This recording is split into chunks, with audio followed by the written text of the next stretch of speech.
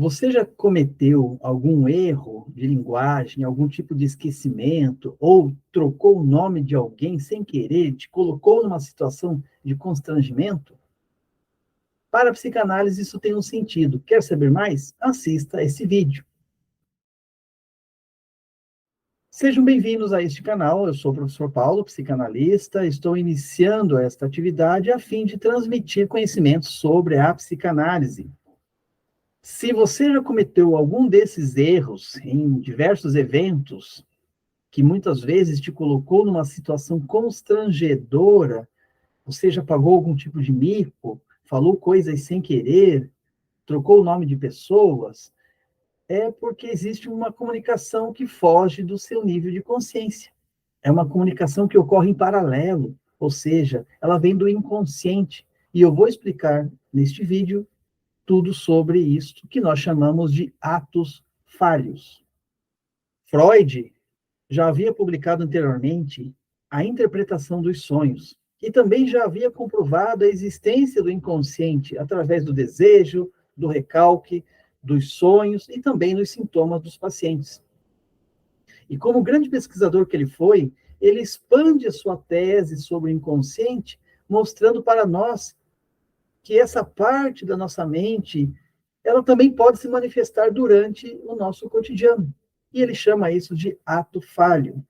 Ato falho é um termo para designar os erros de linguagem, da escrita, da fala, da leitura, erros de memória, como esquecimento, e erros de comportamento, que nós vamos falar um pouco sobre isso neste vídeo.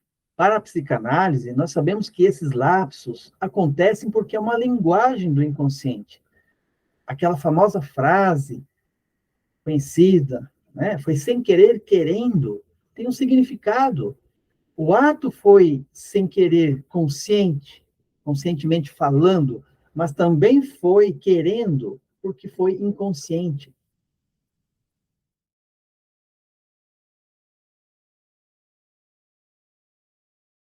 Na obra do Freud, A Psicopatologia da Vida Cotidiana, ele apresenta 3 tipos de atos falhos.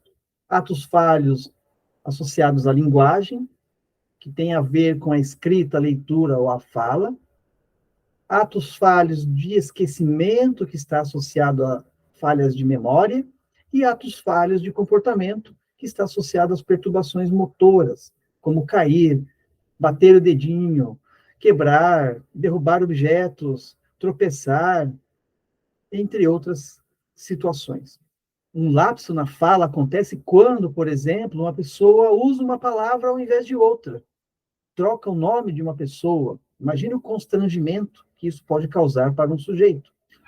Os lapsos de leitura é um pouco diferente, porque está associado a uma condição psíquica, a um estímulo sensorial que pode acontecer também de uma pessoa errar, interpretar de forma errada uma questão que está ali lendo naquele momento. O esquecimento pode ser de nomes próprios, de palavras, de frases, e que isso pode também levar uma pessoa a um certo tipo de constrangimento.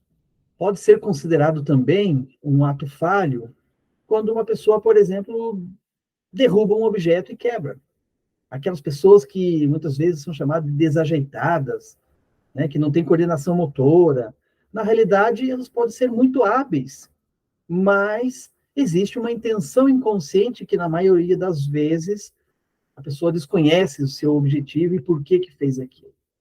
Mas, se for investigado, pode sim ter algum tipo de intenção que vem do viés inconsciente. Esses erros, que muitas vezes passam despercebidos para a maioria das pessoas, pode ser uma substituição de uma comunicação oculta que vem do inconsciente. Freud, então, ele atenta para esses fatos, que esses erros podem ser provindos do próprio recalcamento. E deve ser distinguido dos erros que se baseiam em uma verdade. Algum desses erros, que ele chama então de atos falhos, são mais importantes do que aparentam. É através dos erros, dos lapsos e dos atos falhos que a maioria das verdades surgem do ser humano. Eu falei sem querer, mas na verdade ele quis dizer isso. Essa linguagem ultrapassa a minha vontade, fugiu do crivo da minha consciência e aparecem simplesmente porque as forças do inconsciente atuam o tempo todo em nós, seres humanos.